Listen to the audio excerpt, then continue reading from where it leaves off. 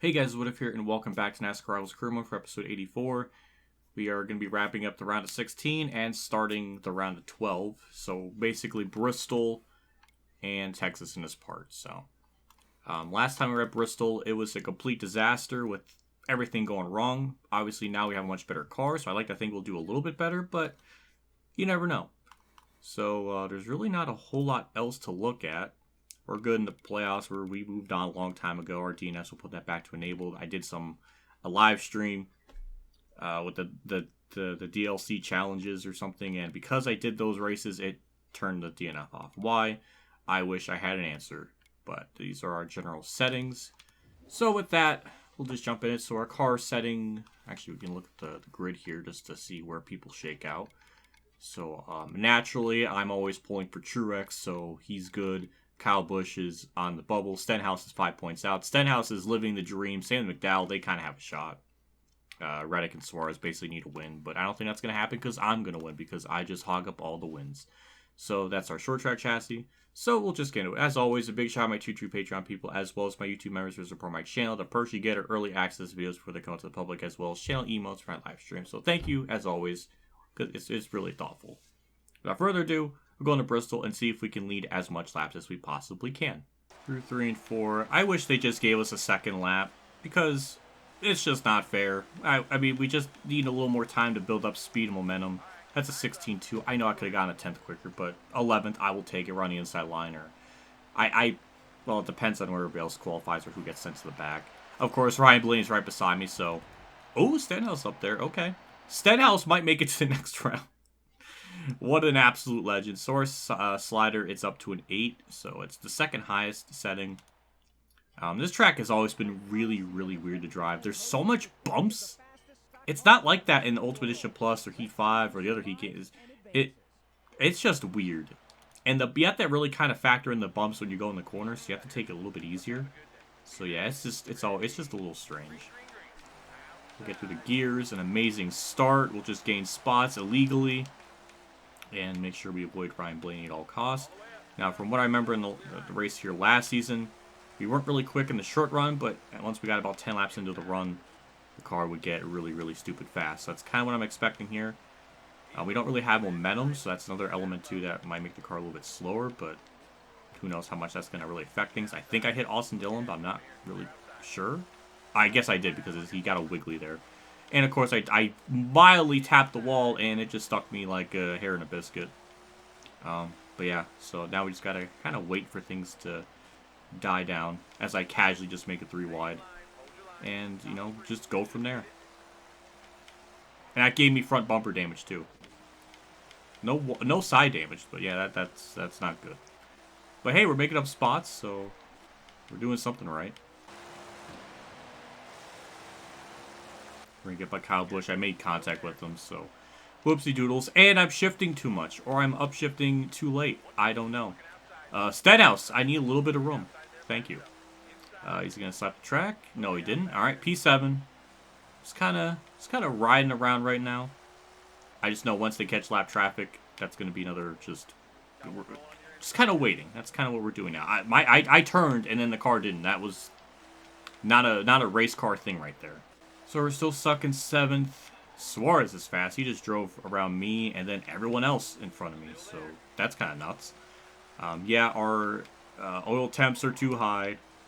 1 or 2 degrees above it. I don't know what I'm doing to cause it because I'm literally just shifting right when it gets to the red line. I'm not even trying to I'm not trying to go insane. I just ran the back of Truex. There goes more damage. We also got by Hamlin, so now we're up in the top 5. They killed this track. It's a shame. This track is just murdered. I don't know what they did to it. The bumps in the corner don't feel right at all. Something about it just feels very, very wrong. And yeah, so we're just kind of biding our time. 93% of the freaking aero. God damn. That's nuts. So yeah, we'll definitely have to lower the grill tape. The imaginary grill tape, because these cars don't have grill tape anymore. So that should fix that issue, and then we can be a little bit sportier. It does seem like we're finally starting to get a little bit of speed in the car or do something. So we're about to almost get third. Larson's finally in lap traffic, so we might be able to sneak in a stage dub here, but it's going to take a little bit of elbow grease to get to that. Car, why did you turn like that? Alright, thankfully he didn't wreck, but damn. Chase Elliot's just having a bit of a hard time getting around lap traffic. And we'll take second place. We're definitely going to have to make this car a little bit tighter. It's just a bit too free and a little unstable. Especially off a turn 4 where it sometimes just wants to snap, but because I'm in the right line, it's not too bad. But once lap traffic comes into play, it's kind of hard to get the ideal lane I want. So, yeah. So, just wait. I mean, the stage is almost over, so hopefully I can get the lead. But I don't even think it's going to matter because we're going to have to repair damage and we'll probably lose the lead anyway. So it's more just for clout than anything, really. Uh-oh, Larson's... Oh, someone's blowing up. That's... I'm just going to go up high. Bubba. Ah, boy, Bubba, you hold them up. All right, we got the lead. We're good. I was going to say we were catching them because of lap traffic and then someone blew up and then... All right. Not really the manner I was expecting to get the lead from, but hey, I will take it. And that's going to be a nice stage dub. And there we go. That's the stage 1 in the books, and a lot of cars went lap down in that just 30-lap green flag run. Poor Stenhouse doesn't get stage points. That's not great. Suarez got stage points, which is pretty good. He needs it, so I don't know if he can pull a miracle, but I don't know. But we'll pit, repair our damage. We're going to lower the grill tape 25%, up the wedge to maybe 50, and we'll see what that does. We lost 4 spots. A lot of people shifted and changed spots. Hamlin's now second, or the new leader. Hamlin's back up to second. So Larson dropped back a ton of spots. Don't know what happened to him. He's not even up in the top 10. So, yikes. Yeah, we just have to take it easy. Don't get damage on the car because we want to set ourselves up for the last stage. And then when we do pit and all that, not repair damage and burn a bunch of time on pit road to repair it. So. That's a lot easier said than done. This track, it's always been hard to not get damage here, just because it's such close quarters and everything, but we'll have to figure it out. Eric Jones is fast. Holy shit. We'll get by Byron for the 5th place. By Byron. That's a lot of words right there to say, but yep, top 5. And I guess we'll just chill in this spot for a bit.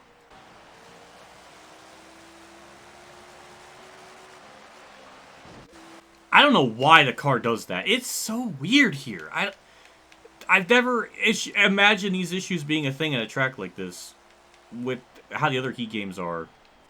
But yeah, it is. Something is very, very wrong with this track. It's hard to really place it, but you could just look at it. The car is just bobbling and bouncing. That's not how Bristol is. It's not there's no potholes at this track. Hamlin stuck on the high side. We might be able to make the spot on him, but kind of have to worry about not hitting Chase because if I tap him in any capacity, he's going to wreck. That's just the heat tradition Bristol jank. We could try to kind of slide in and get the middle lane, get a little bit of a preferred lane, because that's where the car really seems to like to go. Then we can maybe try to set up this pass on him and get to 3rd. Also, Suarez is in the lead. He is extraordinarily fast. Like, holy crap, he is just on a mission. But yay, we got 3rd. And we got a nice run off turn 4. Got to the outside of Eric Jones. And P2 will be ours. Suarez is now getting into lap traffic. Justin Haley, the game said he was a snowflake. So, yeah, that's good for us. But he got by him. So, we can't bail him out. Or he can't have us bail him out on catching Suarez. I can't talk. That's a lot of lap cars right there. And we're just going to try to sneak in 3 wide. Oh, leave it to the wall to ruin such a great thing. But we still got it. And we're good. New leader. Hooray. It didn't take the whole stage to get to this point.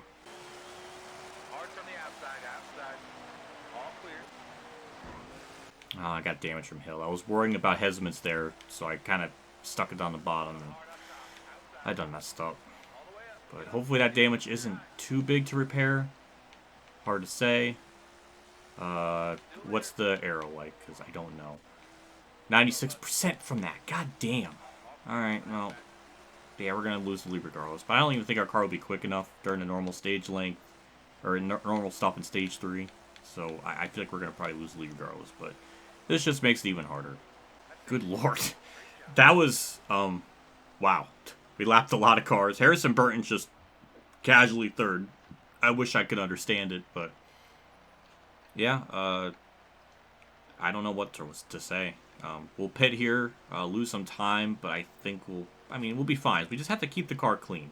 And we lose 3 spots, and we're on the outside. And also, Bell is now leading. Suarez dropped to second. Hamlin gains 5 spots. I don't know why Bristol of all tracks, the AI pitting, it really shuffles the field up a lot more than usual. Also, that was an amazing start. Hooray to those gears. I just ran to Suarez. Might have been a bit too... Oh, that's another 3 wide. Ooh, God, poor Suarez just got completely cucked out of all that. That's the most Suarez thing to happen, and I caused it. Man, I am just such a salty Sam. I don't know. We're going for a lead. I wasn't expecting that, but the fastest cars aren't up here. I just cucked Suarez so hard. I'm so sorry. He'll be able to make it back. He's been fast. Denny Hamlin's here. Can I clear him? My car is usually not good on the short run, but it'll be good enough to lead that lap. Yay, more stats. Oh, we're going to lead a lot of laps this one. I got this weird feeling. Car, why? Car, oh my god. Jesus. Wow. I can't believe none of us wrecked. But that's the talent that Denny Hamlin has. Like, my goodness, that was going to be an absolute disaster. Why did the car do that? Why did it snap? Has not snapped like that since I made these adjustments. And then that corner decided, hey, I'm just going to be super loose. But we're good. We're fine. And Suarez drove himself up to second, so good. That makes me feel better. I didn't, like, destroy his race or anything. Careful. Still there. Oh, I'm glad Hesman's had to continue the rival counter. Just wanted to point that out. What a bastard. How many times have I passed him clean and he just still, like, whatever. It's just adorable. He even tried. This is just kind of disgusting with how good this car is. It's kind of another just heat tradition at this track. The AI just really fall apart in the long run. Lap traffic just really holds them up.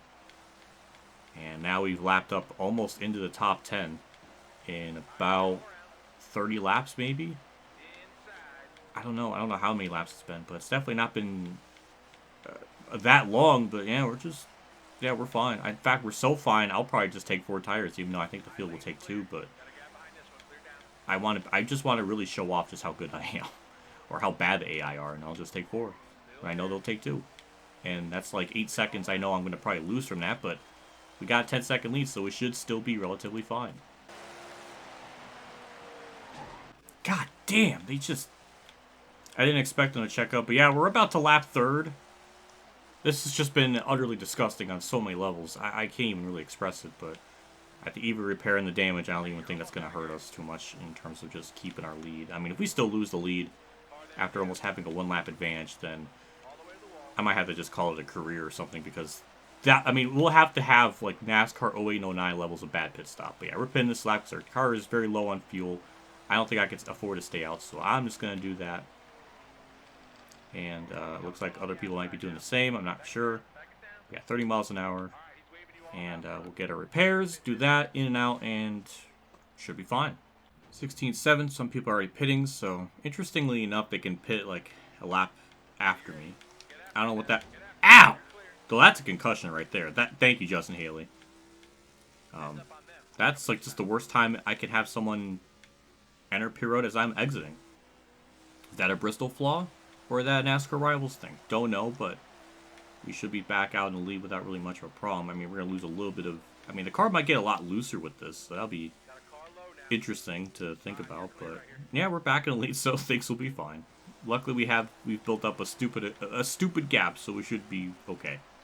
So it looks like me taking 4 is something the rest of the field did, because I didn't really lose time. So yeah, it's just me and Kurt, 1-2. Just that Kurt's on the opposite side of the track for me, but yeah, we're about to lap him. I mean, this is just sickening. I don't even think a 100 car would do this. I just think this is just how it is at this track when you have a long green flag run. Still there. And Hesman's just gonna block me again. And we got a yellow. Don't tell me it's because of that contact. I don't think it is, but damn it, we didn't frickin' need that yellow because I don't know if my car is good on the short run. Ugh, I don't know. Is it gonna hit me? Rival counter gonna continue? No? Oh, what a bitch.